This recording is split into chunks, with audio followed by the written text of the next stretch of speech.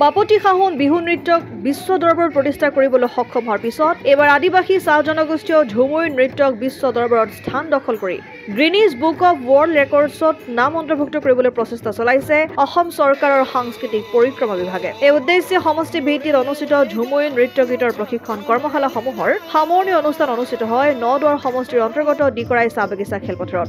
অসম চৰকাৰৰ সাংস্কৃতিক পৰিক্ৰমা বিভাগৰ উদ্যোগত ঝুমুৰ বিনন্দিনী শীৰ্ষক কাৰ্যসূচীৰ অধীনত নদুৱাৰ আদছা আৰু আদিবাসী ছাত্ৰ সন্থাৰ বিশেষ তৎপৰতাত আয়োজিত ঝুমুৰ প্ৰশিক্ষণ কৰ্মশালাৰ সামৰণি অনুষ্ঠানটিত নদুৱাৰ সমষ্টিৰ বিভিন্ন প্ৰান্তৰ পৰা অহা 150ৰো অধিক চাহ জনগোষ্ঠীয় যুৱক যুৱতীয়ে ঝুমুৰ গীত নৃত্যৰ প্ৰশিক্ষণ কৰ্মশালাৰ সামৰণি অনুষ্ঠানটিত মাদলৰ তালে তালে নাচি বাগি গীত নৃত্য পৰিৱেশন কৰি সকলোকে আপ্লুত কৰে।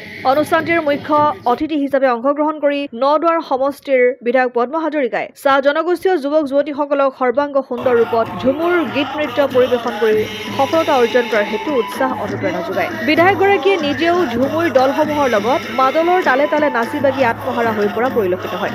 আজি অন্তিম অনুশীলন ডিকৰাই চাহ বাগিচাত কৰিছে। আচলতে অসম চৰকাৰৰ ফালৰ পৰা যি ঝুমুৰক বিশ্ব অভিলেখ সৃষ্টি কৰিবৰ কাৰণে যি এক চৰকাৰৰ ফালৰ পৰা মুখ্যমন্ত্ৰী ডাঙৰীয়াই পদক্ষেপ গ্ৰহণ কৰিছে, ই সঁচাকৈ আদৰণীয়। আৰু চাহ বাগিচাৰ সকলো মানুহে দলমত নিৰ্বিশেষে সকলো মানুহে এই কথাটোত আনন্দ পাইছে আৰু তেওঁলোকে ধন্যবাদ জনাইছে যে চৰকাৰী এই পদক্ষেপত।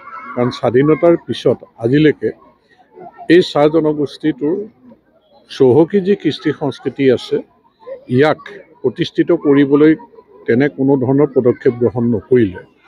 যেনেকৈ বিহুক বিশ্ব অভিলেখ সৃষ্টি কৰিলে, ঠিক তেনেকৈ আমাৰ চাহ জনগোষ্ঠীৰ এই ঝুমুৰকো বিশ্ব অভিলেখ সৃষ্টি কৰিবৰ কাৰণে অহা 24 তাৰিখে প্ৰধানমন্ত্ৰী ডাঙৰীয়াৰ উপস্থিতিত যি প্ৰদৰ্শন হ'ব, আমি আশা কৰিছোঁ যে ঝুমুৰে এটা বিশ্ব অভিলেখ সৃষ্টি কৰিবৰ কাৰণে সক্ষম হ'ব।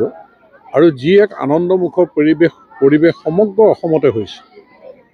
আজি অসমৰ আকাশ বতাহ ঝুমুৰ অনুশীলনৰ নামত মুখৰিত হৈ আছে আৰু ইয়ে আমাৰ মাজত সমন্বয় সম্প্ৰীতি আস্থা বিশ্বাস সুদৃঢ় কৰিব। আমাৰ যি সপোন আছে আস্থাৰ অসম, বিশ্বাসৰ অসম, ইয়াক সুদৃঢ় কৰাৰ, আমাৰ আস্থা বিশ্বাস আছে আৰু সুদৃঢ় কৰাৰ, যাতে বৃহত্তৰ অসমীয়া জাতিৰ অন্তৰ্গত প্ৰতিটো জাতি জনগোষ্ঠী মানুহৰ মাজত আস্থা বিশ্বাস সুদৃঢ় কৰি আৰু প্ৰতিটো জনগোষ্ঠীৰ যি কৃষ্টি সংস্কৃতি আছে তাক প্ৰতিষ্ঠিত কৰিবৰ কাৰণে সকলোৱে আমি একেলগে কাম কৰাৰ প্ৰয়োজন আছে। সিয়ে বৰ্তমান অসমত হৈ আছে। মই আশা কৰোঁ অহা 24 তাৰিখৰ দিনা ঝুমুৰে বিশ্ব অভিলেখ গঢ়িবৰ কাৰণে সক্ষম হ'ব আৰু ইয়াৰ কাৰণে মোৰ শুভেচ্ছা আছে। আৰু আমাৰ সমষ্টিৰ যিখিনি শিল্পী যাব তেওঁলোকক আজি লগ কৰি মই শুভেচ্ছা জনাইছোঁ অন্তিম অনুশীলনত, আৰু তেওঁলোকেও আমি আশা কৰা ধৰণে সুনাম অৰ্জন কৰিবলৈ সক্ষম হ'ব। ইয়াৰ বাবে মই শুভেচ্ছা জনাইছোঁ। জামুগুৰিহাটৰ পৰা ৰাতুল হাজৰিকাৰ ৰিপৰ্ট, অসম আদিত্য। NKS হুণ্ডাইলৈ স্বাগতম। নৰ্থ ইষ্টৰ প্ৰথম GDSI 2.0 ফিচাৰ্ছ ডিলাৰ হৈছে NKS হুণ্ডাই। অত্যাধুনিক সা সুবিধাৰে তৈয়াৰী মষ্ট আপডেটেড হুণ্ডাই ডিলাৰ এতিয়া ডিব্ৰুগড়ত। আমাৰ NKS হুণ্ডাই ডিলাৰত open sales consulted room, customer ৰুমৰ লগতে পুৰণি গাড়ীৰ এক্সচেঞ্জ ফেচিলিটিও ৰখা হৈছে।